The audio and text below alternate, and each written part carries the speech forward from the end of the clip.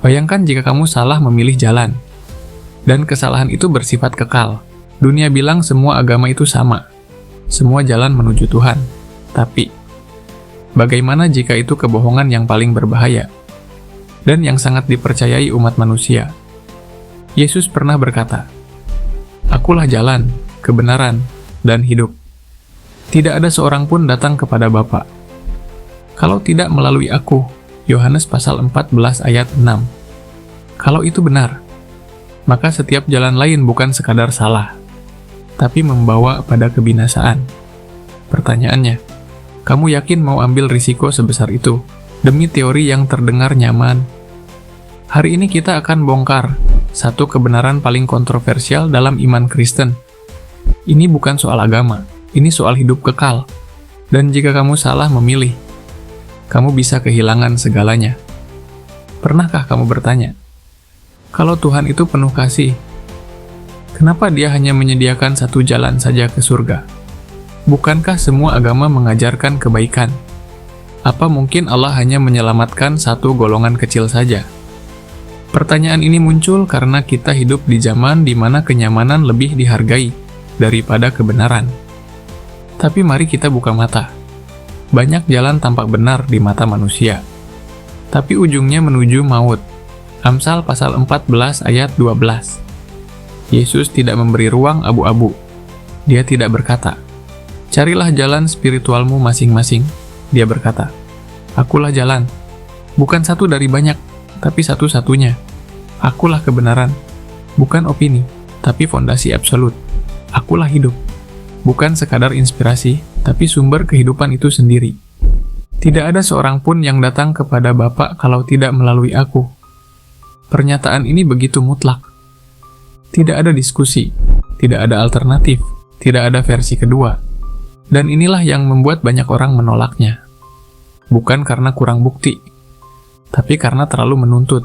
Bayangkan dunia sedang tenggelam dalam air banjir. Dan satu-satunya perahu penyelamat adalah salib Kristus.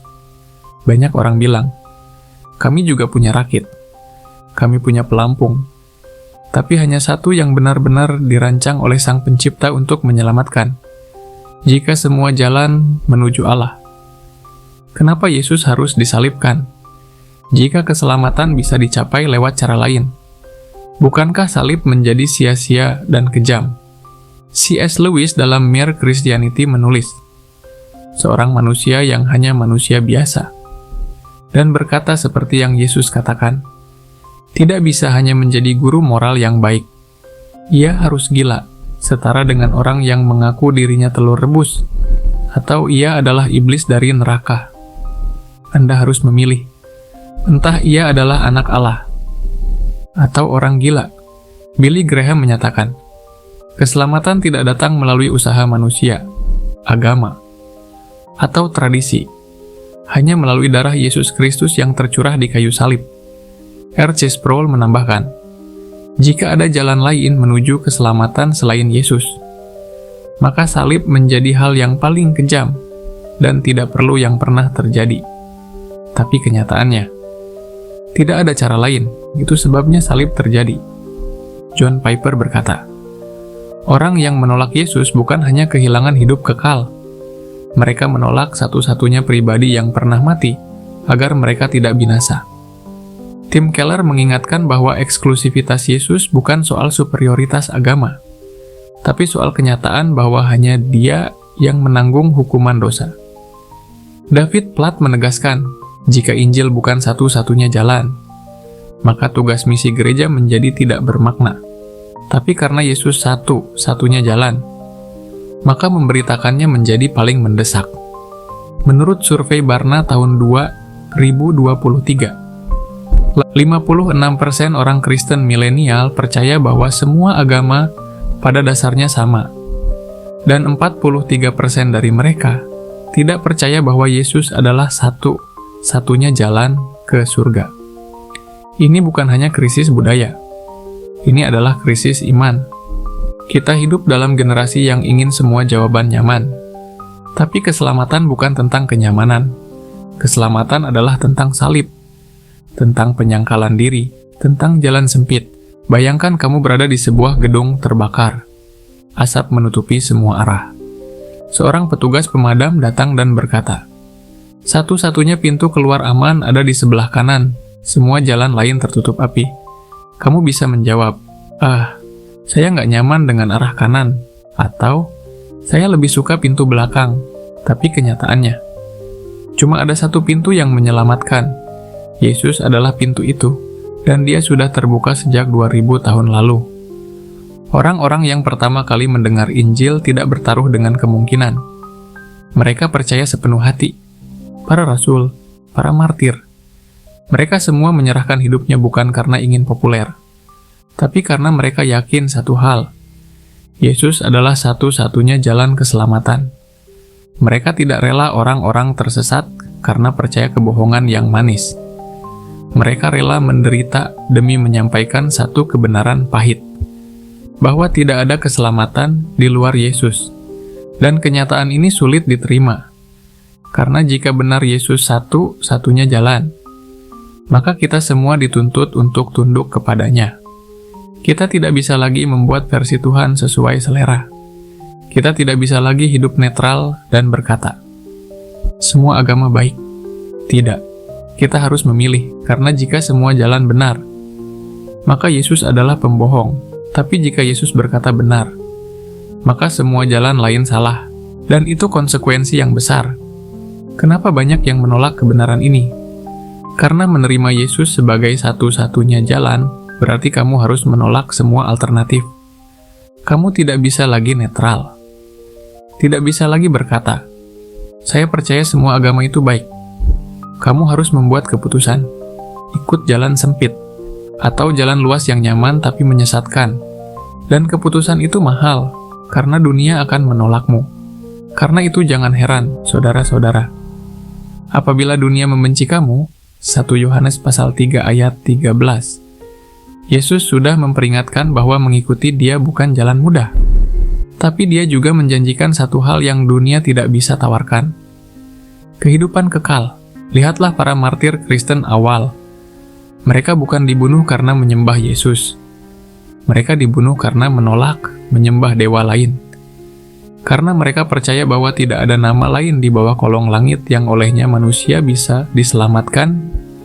Kisah pasal 4 ayat 12.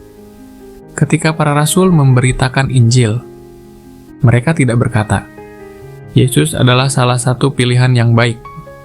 Mereka berkata dengan lantang, "Yesus adalah satu-satunya penyelamat." Dan karena itu, mereka dipenjara, dicambuk, dibunuh. Tapi mereka tidak mundur, karena mereka lebih takut akan penghakiman kekal daripada celaan manusia. Yesus tidak datang membawa agama baru. Dia datang menyediakan jalan keselamatan yang tak bisa dibuka oleh siapapun selain Dia. Yesus bukan datang untuk menciptakan kompetisi antar agama. Dia datang untuk menghapus dosa yang tidak bisa dilakukan oleh ritual, peraturan, atau filsafat. Sebab jikalau kebenaran ada karena hukum Taurat, maka sia-sialah kematian Kristus. Galatia pasal 2 ayat 21. Semua sistem agama berkata, kamu harus berusaha naik ke Allah. Hanya kekristenan yang berkata, Allah turun untuk menyelamatkan kamu. Menyatakan bahwa hanya ada satu jalan bukan berarti membenci yang lain. Sebaliknya, itu adalah tindakan paling penuh kasih, karena kita memberitahu jalan yang benar meski tidak populer. Kalau seseorang tahu jembatan di depan roboh, apakah dia intoleran kalau memberitahu orang lain untuk berhenti? Atau justru dia peduli? Mengabarkan bahwa Yesus satu-satunya jalan adalah peringatan penyelamatan. Bukan serangan. Yesus tidak pernah berdosa, tapi dihukum seperti pendosa. Dia mati, tapi kemudian bangkit dan hidup selamanya. Dia tidak sekadar memberi ajaran, dia mengorbankan dirinya. Setiap pendiri agama lain berkata, ini jalannya, ikuti saya. Yesus berkata, akulah jalan itu. Ada dua respons terhadap kebenaran ini. Menolak, karena terlalu sempit, terlalu mutlak, terlalu menuntut, atau menerima, karena kebenaran tidak bisa ditawar.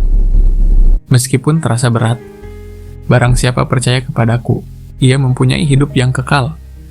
Barang siapa tidak taat kepada anak, ia tidak akan melihat hidup, melainkan murka Allah tetap ada di atasnya. Yohanes pasal 3 ayat 36. Dunia boleh menyebut kita eksklusif, fanatik, atau kuno. Tapi jika firman Tuhan berkata hanya ada satu jalan, maka kita tidak punya hak untuk menambah opsi lain. Keselamatan adalah persoalan kekekalan.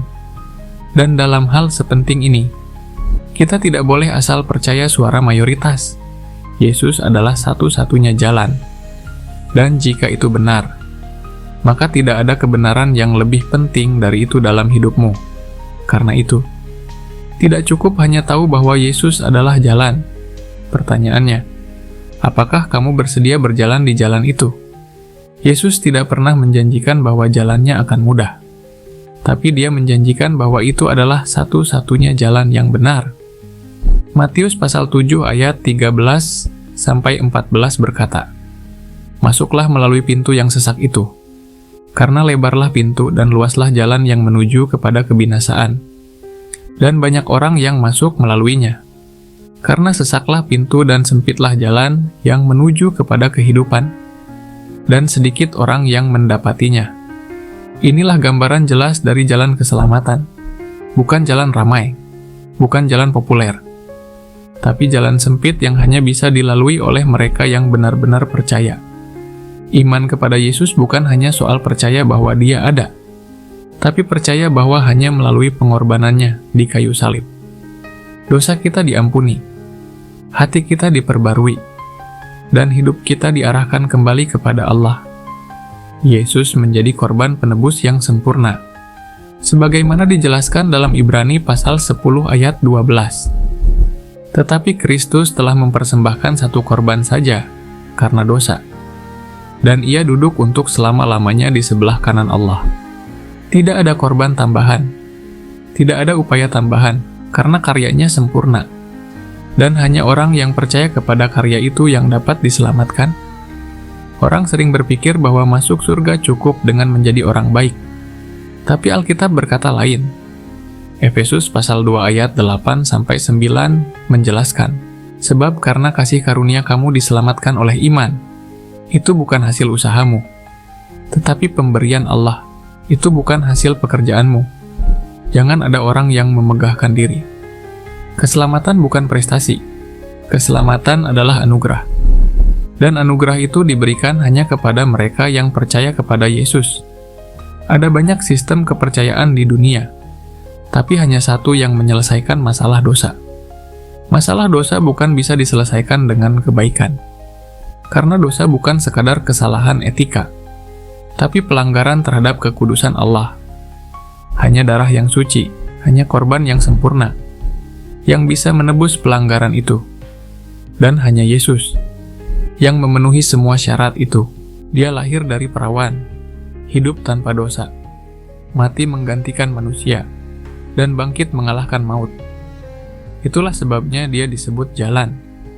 Bukan hanya karena Dia menunjukkan arah, tapi karena Dia sendiri adalah jalan itu.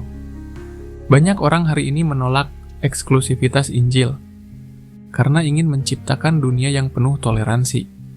Tapi jika kita mengorbankan kebenaran demi toleransi, kita tidak menyelamatkan siapapun.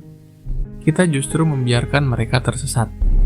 Kebenaran yang disembunyikan tidak pernah bisa menyelamatkan, tapi kebenaran yang diberitakan, meski menyakitkan, dapat menjadi jalan menuju hidup yang kekal. Setiap nabi besar yang diutus Allah, setiap rasul yang memberitakan Injil, setiap martir yang kehilangan nyawa, mereka semua menyuarakan satu hal, bahwa Yesus adalah satu-satunya harapan umat manusia. Kita tidak boleh bermain aman dengan pesan ini, karena jika kita diam, maka darah orang-orang yang tidak diselamatkan akan dituntut atas kita. Yehezkiel pasal 33 ayat 8 berkata, "Apabila aku berfirman kepada orang fasik, 'Hai orang fasik, engkau pasti mati,' dan engkau tidak berbicara untuk memperingatkan orang fasik itu supaya ia meninggalkan jalannya, maka orang fasik itu akan mati dalam kesalahannya, tetapi darahnya akan kutuntut dari tanganmu. Karena itu, kita memberitakan Injil bukan karena ingin merasa benar sendiri, tapi karena kita tahu bahwa hanya ada satu jalan keluar dari kebinasaan, dan itu adalah Yesus. Hari ini, setiap orang harus memutuskan sendiri apakah dia percaya bahwa Yesus adalah satu-satunya jalan, atau memilih jalan lain yang terlihat nyaman, tapi tidak menyelamatkan. Alkitab tidak memberikan banyak opsi. Alkitab memberikan satu kebenaran yang tidak berubah dan tidak bisa diganti. Yesus adalah satu-satunya jalan, satu-satunya kebenaran, dan satu-satunya hidup, dan siapapun yang percaya kepadanya tidak akan binasa, melainkan beroleh hidup yang kekal. Setiap kali kita berbicara tentang Yesus sebagai satu-satunya jalan, selalu muncul pertanyaan, bagaimana dengan orang yang belum pernah mendengar tentang Yesus? Apakah mereka semua akan binasa? Apakah Allah tidak adil? Ini adalah pertanyaan yang sering membuat orang menolak klaim eksklusif Yesus, karena tampaknya terlalu kejam, terlalu membatasi, terlalu sempit. Tapi mari kita lihat ini dari sisi yang lebih dalam. Apakah lebih kejam memberitahu bahwa hanya ada satu jalan keluar, atau membiarkan orang mencoba jalan yang berujung ke jurang? Jika sebuah gedung terbakar, dan hanya ada satu pintu keluar yang bisa menyelamatkan, apakah kita akan menyalahkan petugas yang berkata, hanya lewat pintu ini kamu bisa selamat? Atau apakah kita akan menyalahkan mereka yang menolak keluar karena ingin pintu lain? Tuhan tidak membatasi keselamatan. Tuhan justru membuka pintu keselamatan melalui satu-satunya jalan yang sungguh-sungguh bekerja. Dan itu adalah Yesus. Roma pasal 1 ayat 20 menyatakan, sebab apa yang tidak tampak dari Dia, yaitu kekuatannya yang kekal dan keilahiannya, dapat tampak kepada pikiran dari karyanya sejak dunia dijadikan, sehingga mereka tidak dapat berdalih. Dengan kata lain, Allah telah mewahyukan dirinya kepada semua orang, melalui ciptaan, melalui hati nurani, melalui sejarah manusia, tapi hanya Injil yang menyelamatkan. Itulah mengapa Roma pasal 10 ayat 14 sampai 15 menjadi sangat penting. Tetapi bagaimana mereka dapat berseru kepadanya jika mereka tidak percaya kepada Dia? Bagaimana mereka dapat percaya kepada Dia jika mereka tidak mendengar tentang Dia? Bagaimana mereka mendengar tentang Dia jika tidak ada yang memberitakannya? Dan bagaimana mereka dapat memberitakannya jika mereka tidak diutus? Allah memberikan satu jalan, dan kemudian memerintahkan umatnya untuk menyampaikan jalan itu kepada dunia. Bukan karena Allah terbatas, tetapi karena Ia memilih melibatkan gereja dalam rencana penyelamatannya. Sekarang mari kita bahas pertanyaan lain.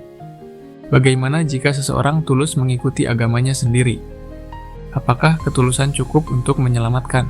Jawabannya adalah ketulusan tidak cukup, karena seseorang bisa tulus dan tetap tersesat. Bayangkan seorang pilot yang sungguh-sungguh percaya bahwa dia terbang ke arah yang benar. Tapi jika kompasnya rusak, dia akan tetap jatuh ke laut, tidak peduli seberapa tulus dia. Amsal pasal 14 ayat 12 berkata, ada jalan yang disangka orang lurus, tetapi ujungnya menuju maut. Ini bukan soal perasaan, bukan soal niat baik, ini soal kebenaran. Hanya satu yang bisa membawa manusia berdosa kepada Allah.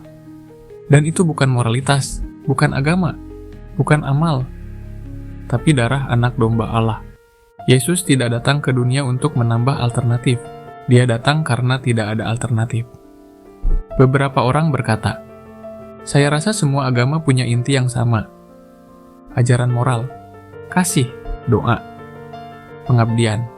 Tapi kita harus jujur.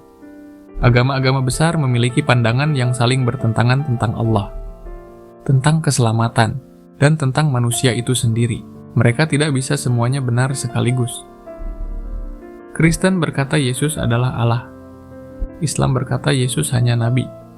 Hindu berkata ada banyak ilah. Buddha bahkan tidak meyakini sosok Allah yang personal. Ini bukan perbedaan kecil, ini perbedaan inti. Logika sederhana saja sudah cukup. kalau satu benar, yang lain tidak bisa benar juga.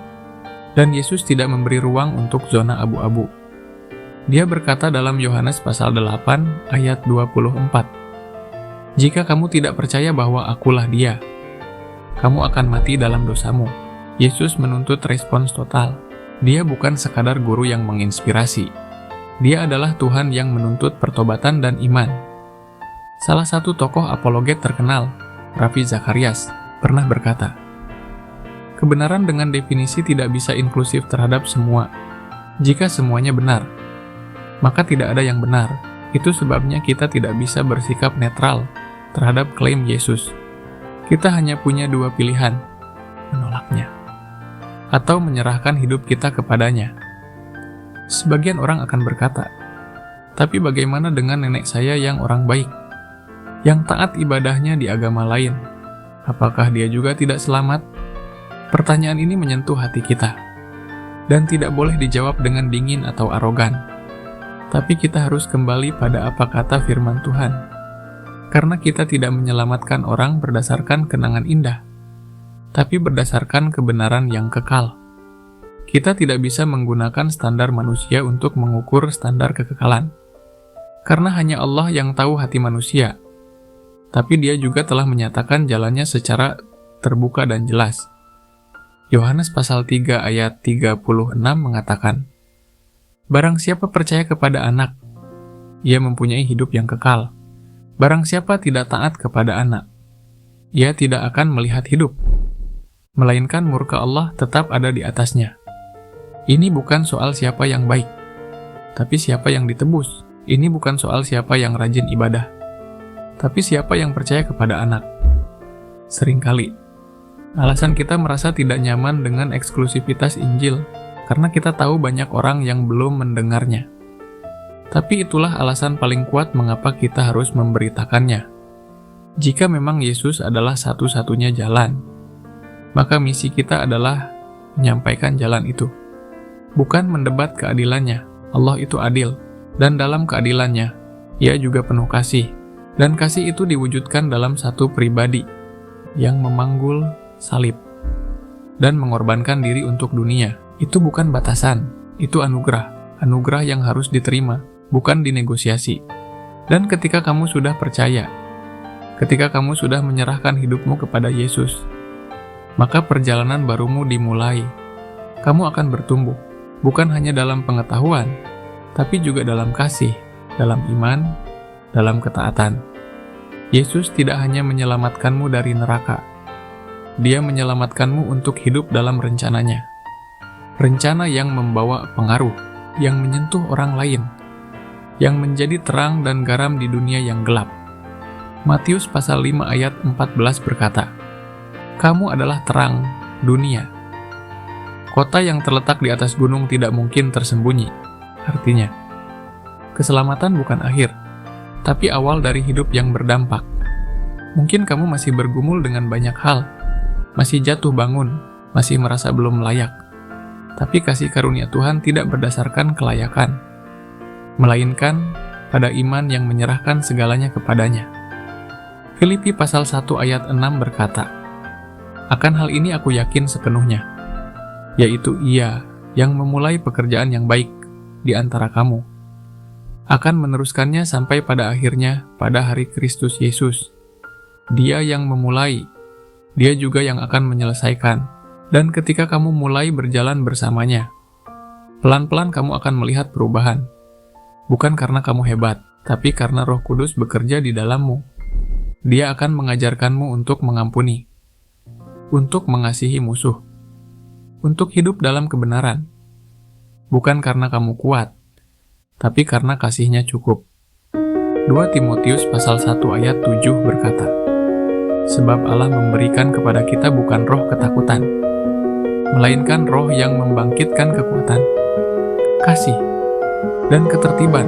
Kamu akan mulai merasakan damai yang tidak bisa dijelaskan oleh logika, karena damai itu datang dari surga. Filipi pasal 4 ayat 7 berkata, "Damai sejahtera Allah yang melampaui segala akal akan memelihara hati dan pikiranmu dalam Kristus Yesus." Itulah hidup yang dijanjikan. Bukan hidup bebas masalah, tapi hidup penuh pengharapan di tengah masalah. Karena kamu tahu, Tuhan yang memegang kendali, Tuhan yang menyediakan, Tuhan yang sudah menuliskan akhir ceritamu. Dan itu adalah kemenangan. Dan ketika suatu hari kamu berdiri di hadapan taktanya, kamu tidak akan membawa prestasi, tidak akan membawa reputasi, tapi kamu akan berkata, "Aku percaya kepada anakmu, aku hidup untuk dia." Dan di saat itulah, kamu akan mendengar kalimat paling indah dalam kekekalan. Matius pasal 25, ayat 23 berkata, "Baik sekali perbuatanmu itu, hai hambaku yang baik dan setia. Engkau telah setia dalam perkara kecil. Aku akan memberikan kepadamu tanggung jawab dalam perkara yang besar. Masuklah dan turutlah dalam kebahagiaan Tuhanmu." Itulah akhir dari perjalanan iman, yang dimulai dengan satu keputusan sederhana, percaya kepada Yesus. Dan itu bisa kamu lakukan sekarang juga, di tempatmu duduk, dengan hatimu yang terbuka. Kamu tidak butuh ritual, tidak butuh syarat rumit. Kamu hanya butuh satu hal, iman. Ibrani pasal 11 ayat 6 berkata, "Tetapi tanpa iman tidak mungkin orang berkenan kepada Allah, sebab barang siapa berpaling kepada Allah, ia harus percaya bahwa Allah ada, dan bahwa Allah memberi upah kepada orang yang sungguh-sungguh mencari Dia." Hari ini, Tuhan sedang mengetuk pintu hatimu. Jangan biarkan pintu itu tetap tertutup. Buka hatimu dan katakan, "Aku percaya, aku menyerahkan hidupku kepadamu. Tuhan, pakailah aku, bentuk aku, dan tuntun aku. Mulai hari ini, aku bukan milikku sendiri, aku milikmu." Dan ketika kamu melangkah bersamanya, kamu akan tahu bahwa itu adalah keputusan terbaik yang pernah kamu ambil dalam hidup ini, karena hanya satu jalan yang tidak berakhir dengan penyesalan, dan itu adalah jalan bersama Yesus. Terima kasih, Tuhan Yesus memberkati.